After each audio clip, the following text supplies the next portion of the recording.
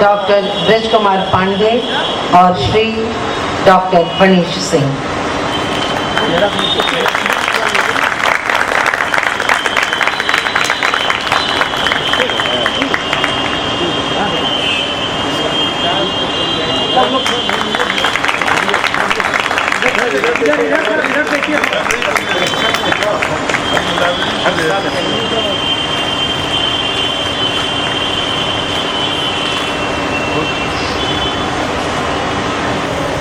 इस साल गांधी और चंपारण में थीम है उनका, और जैसा कि अभी श्रीमती जी ने आप लोगों को बताया कि चंपारण सत्याग्रह हमें सामने एक साल चलने वाला है, चल रहा है। 17 से शुरू होगा, लेकिन ये साल गांधी की कर्मभूमि है। बिहार और पटना में आज़ादी गांधीयन पीरियड जिसको कहते हैं कि सत्याग्रह इतिहास की पहली पंक्ति इसी पटना शहर में 10 अप्रैल 1917 को लिखी गई थी, जब गांधी जी चंपारण जाते हुए पटना जंक्शन पर उतरे थे राजकुमार शुक्ल के साथ, और राजकुमार शुक्ल उनको राजेंद्र बाबू के घर पर लेके गए थे, जहाँ उनको बिहार से साक्षात्कार हुआ। राजेंद्र बाबू के घर पर उनके साथ जो व्यवहार हुआ, गांधी जी समझ गए कि बिहार का सोशल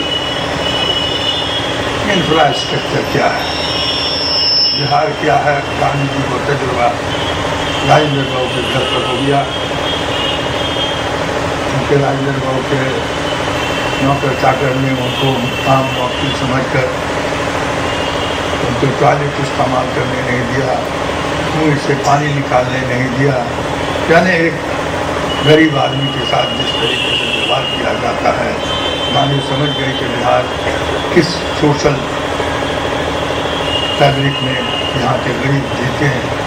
उसके बाद चंपारण सत्याग्रह और जो हालात किए, तो ये बिहार गांधी ने कर्मभूमि अपनी कहा और आज़ादी की इतिहास की पहली पंक्ति यहाँ लिखी गई।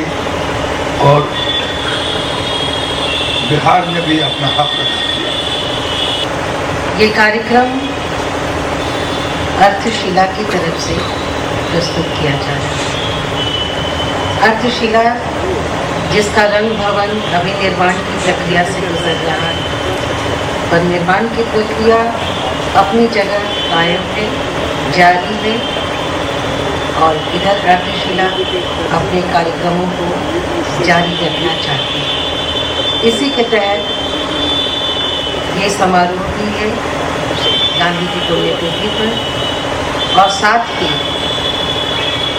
अगला कार्यक्रम जो इस मंच पर आने वाला है उसे भी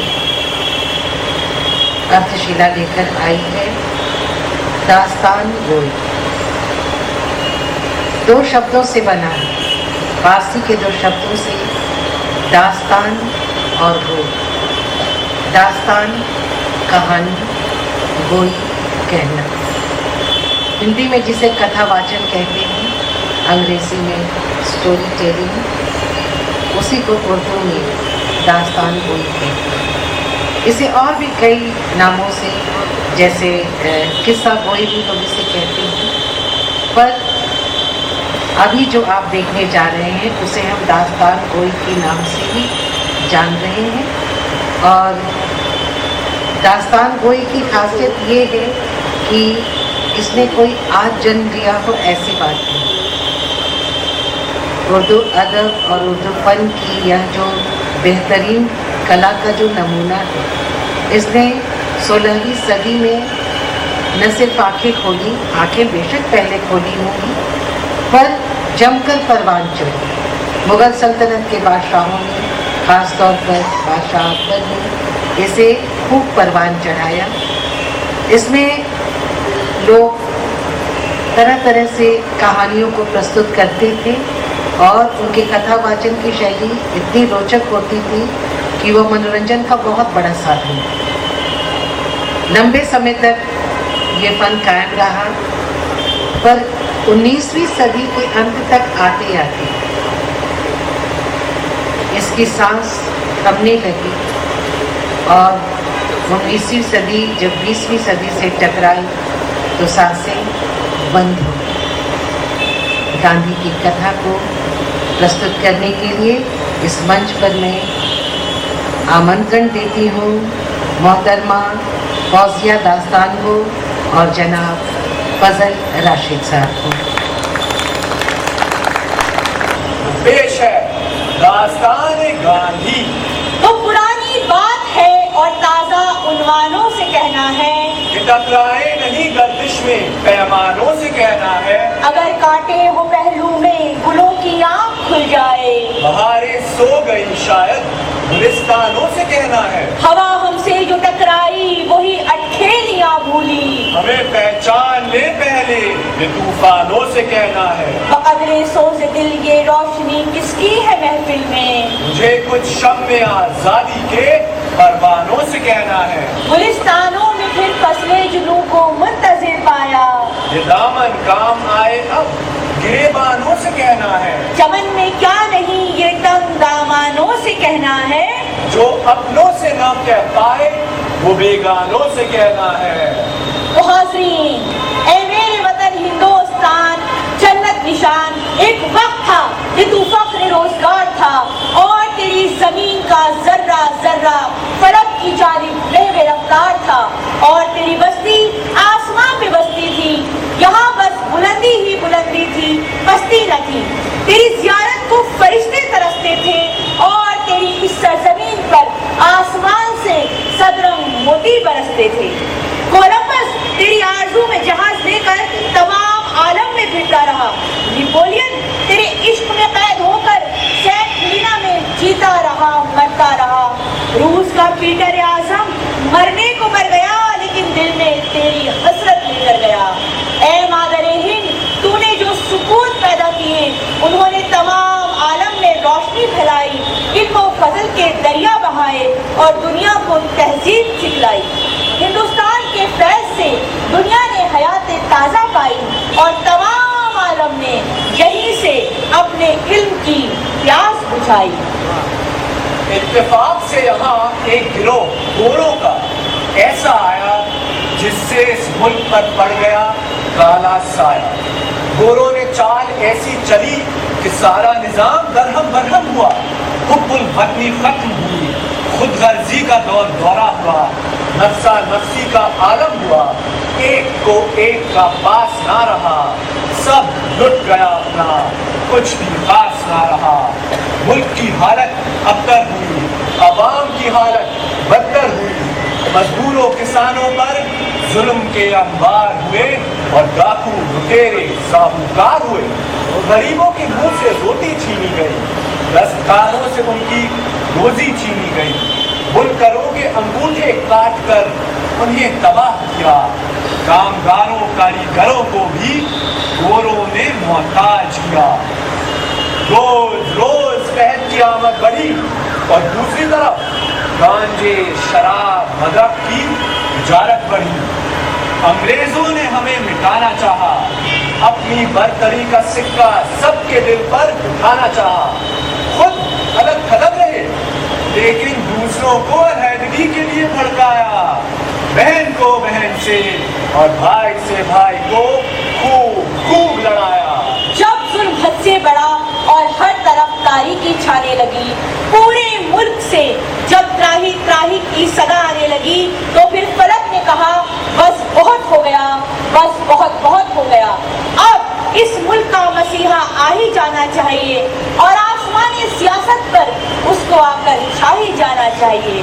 फिर खुदा ने आसमान से कहा उठ उठ के अब बज़्मे जहां का और ही अंदाज है, मशरिक़ व मग़रिब में तेरे दौर का आगाज है।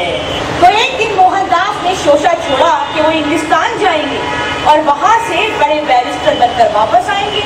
घर में ये बात सुनकर एक सन्नाटा सा छा गया और उनकी माता जी को तो बस वश ही आ गया। लेकिन बेटा जिद्दी था, ये बात थी सबको पता। वहीं पास में एक जैन साधु भी रहता था। माता ने कहा साधु से कि वो मोहन को समझाएं और कुछ नसीहत भी करें और करें कोई उपाय।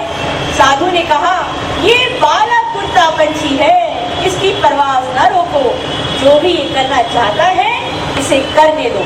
तो इस तरह मोहनदास 1888 में इंग्लिस्तान वारिद हुए।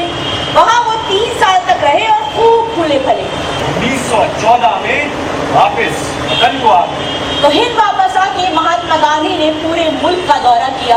अमन का ये पैगाम संदेशा अपना लेकर घर घर गया।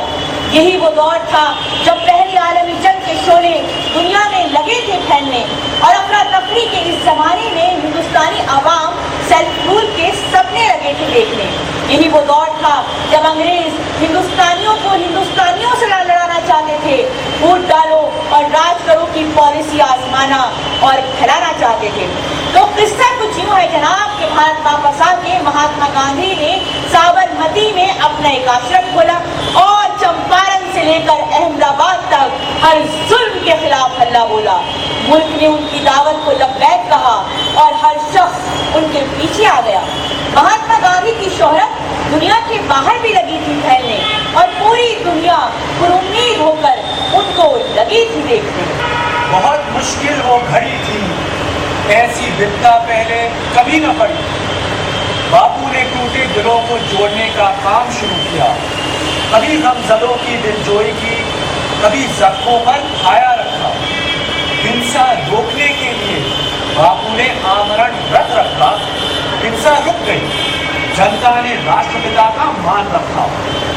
फिर धीरे धीरे जब हालात मामूल पर आने लगे तो अंदर ही अंदर वो सब कुछ होने लगा जो कभी सोचा नहीं जा सकता था।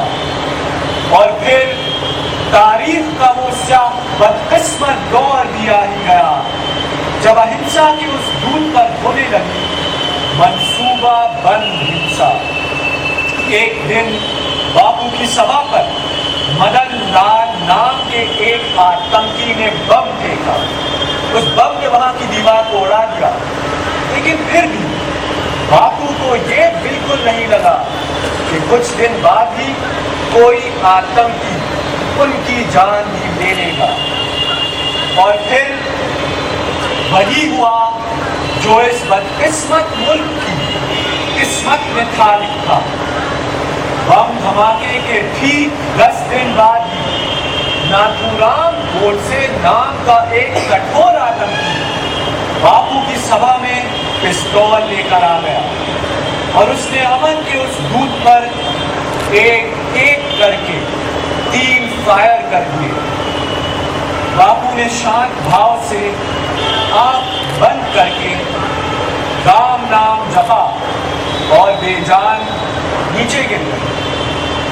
जिस इंसान को बरतानवी हुकूमत की सारी ताकत कभी न झुका सकी थी, जिसको बड़ी से बड़ी सियासी कुव्वत कभी न हरा सकी थी, उसके अपने लोगों ने उसे अपनी कायरता से हरा दिया था और सीनों में छुपी नफरत की धधकती आग ने अमन की उस शमा को बुझा दिया था।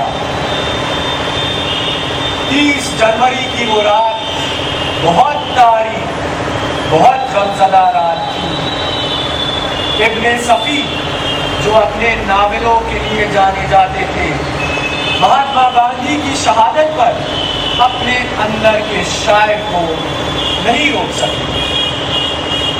रवे उदास चिरागों पे सोमदारी है, ये रात आज की इंसानियत पे भारी है। नजीर बनारसी ने अपने कलम को आंसुओं में डुबोकर वो लिखा जो हमारे दिल में था। तेरे मातम में शामिल हैं जमीनो आसमां वाले, अहिंसा के पुजारी सोग में हैं 2 जहां वाले। निशाहें गोलियों के या खिले हैं फूल सीने पर, निशान गोली के सीने पर हैं, गोली के निशा वाले। मेरे गांधी जमी वालों ने तेरी कदर जब कम की, उठाकर तुझको ले गए जमीन से आसमां वाले। पहुंचता धूम से मंजिल पे अपना कारवां अब तक, अगर दुश्मन ना होते कारवां के कारवां वाले। अगर दुश्मन न होते कारवां के कारवां वाले, अगर दुश्मन न होते कारवां के कारवां वाले। बहुत बहुत शुक्रिया।